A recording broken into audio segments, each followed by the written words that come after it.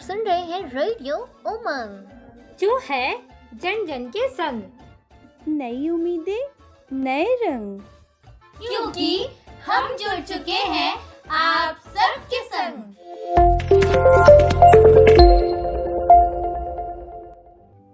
इस वीडियो को लाइक करें। अगर आप हमारे चैनल पे पहली बार आए हैं तो हमारे चैनल रेडियो उमंग को सब्सक्राइब करें। बेल आइकन दबाना ना भूलें ताकि हमारे आने वाली वीडियोस के नोटिफिकेशन सबसे पहले आपको मिले। आखिर साल 1806 में क्यों सैन्य विद्रोह हुआ था? सैन्य इतिहासकार जॉन विलियम और इतिहासकार एस फनल ने इस सवाल का जवाब दिया है। इन इतिहासकारों के मुताबिक इस विद्रोह को शुरू होने की मुख्य वजह भले ही सैनिकों का नया ड्रेस कोड रहा हो, लेकिन ये अंग्रेज सरकार के कई दूसरे फैसलों का नतीजा था। इनमें से कुछ इस तरह से थे। भारतीय और अंग्रेजी सैनिकों के बीच लंबे समय से भाषाई और नस्लीय भेदभाव था। सैनिकों के ड्रेस कोड को लेकर बने नए नियम के बाद जैसे ही विद्रोह भड़का, भेदभाव से पीड़ित भारतीय सैनिक इसमें शामिल हो गए। फ्रांसीसी सेना के अधिकारियों ने भारतीय सैनिकों को ब्रिटिश सेना के खिलाफ भड़काया। इसके बाद ही भारतीय सैनिकों ने इतनी हिम्मत जुटाई। टीपू के भतीजे फतेह अली ने मराठों से संपर्क कर इस हमले की तैयारी की थी। कुछ सैन्य अधिकारियों ने ईसाई मिशनरियों को भी इस विद्रोह के लिए जिम्मेदार ठहराया था। अंग्रेजों ने नई रेवेन्यू पॉलिसी बनाई। भारतीय किसान सूखे और गरीबी से परेशान हो गए थे।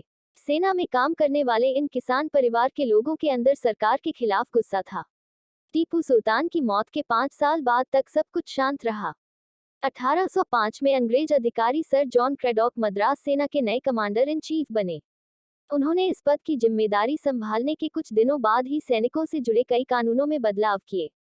13 मार्च 1806 को सर जॉन क्रैडॉक ने सैनिकों के लिए नया ड्रेस कोड जारी किया। इस कोड के जरिए 3 खास नियम बनाए गए थे। 1. हिंदू सैनिकों को तिलक लगाने से मना कर दिया गया था। 2. मुस्लिम सैनिकों को दाढ़ी काटने का हुक्म दिया गया था। 3. सैनिकों को एक कलगी लगी हैट भी पहनने का आदेश मिला था। इतिहासकार के मणिकुमार अपनी किताब महान विद्रोह का पूर्वाभास, वेल्लोर विद्रोह 1806 में लिखते हैं, यही वो नियम था जिससे अंग्रेजी सेना में शामिल ज्यादातर भारतीय सिपाही नाराज हो गए।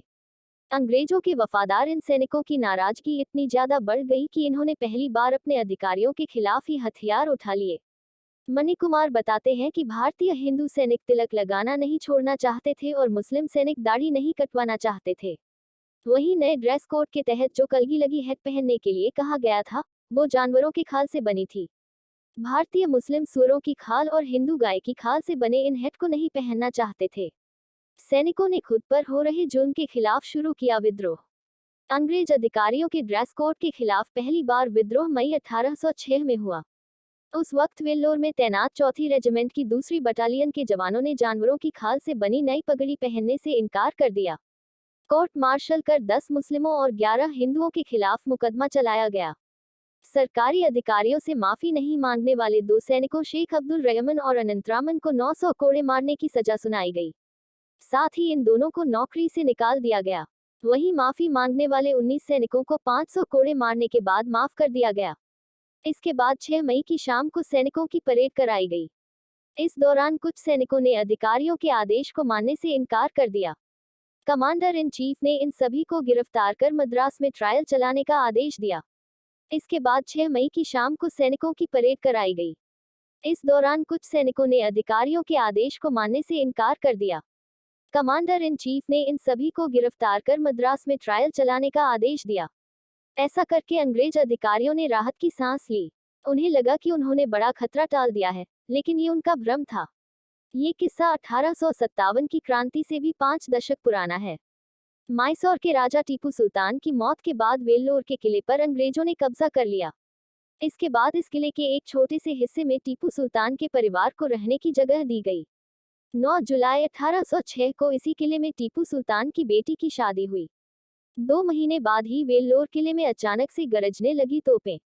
करीब 2 महीने बाद 9 जुलाई को वेल्लोर किले के अंदर टीपू महल में टीपू सुल्तान की बेटी की शादी हो रही थी।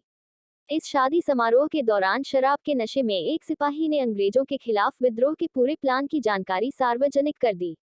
अंग्रेज अधिकारियों तक ये बात पहुंचती और वो कार्रवाई करते। इससे पहले ही भारतीय सैनिकों ने विद्रोह करने का फैसला लिया। शादी समारोह खत्म होते ही सैनिकों ने गोलीबारी शुरू कर दी। वेल्लोर किले में तोपें गरजने लगी।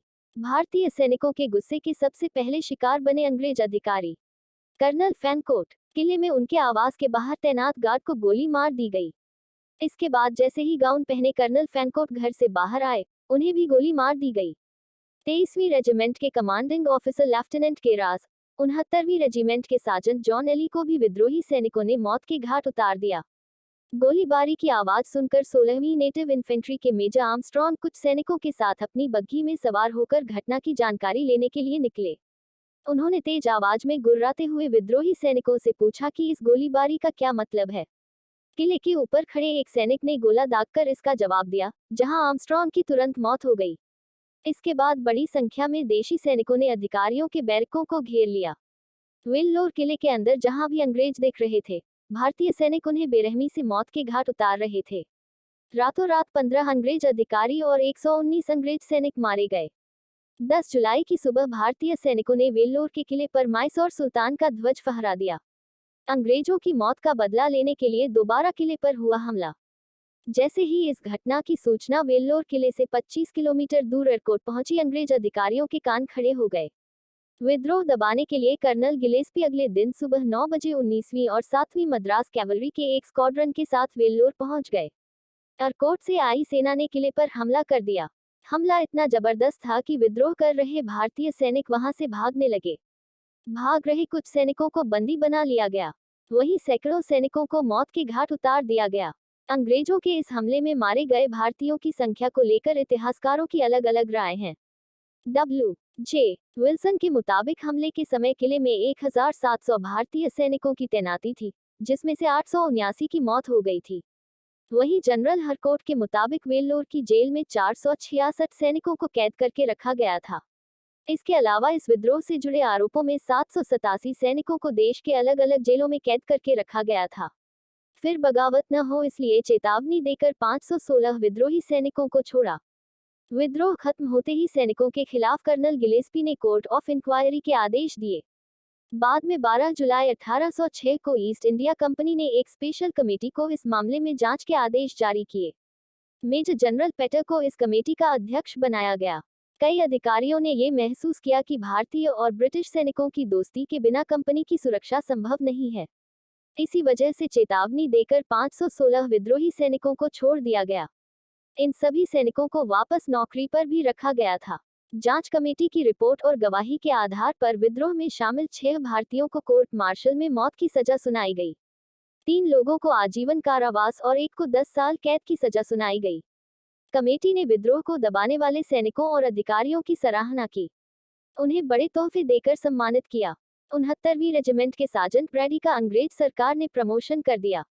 वहीं ईस्ट इंडिया कंपनी ने कर्नल गिलेस्पी को विद्रोही सैनिकों से निपटने के लिए करीब 24,500 रुपए और सार्जेंट ब्रैडी को करीब 2,800 रुपए का तोहफा दिया। 7वीं रेजिमेंट के 107 सैनिकों का वेतन बढ़ा दिया गया। इस घटना को आज 216 साल हो चुके हैं। अंग्रेजों के खिलाफ भारतीयों की इस पहली बगावत को वेल्लोर क्रांति के नाम से जाना जाता है। आज इसी विद्रोह की पूरी कहानी। धन्यवाद। इस तरह की जानकारी आगे भी पाने के लिए हमारे चैनल रेडियो उमंग को लाइक, शेयर एंड सब्सक्राइब करें।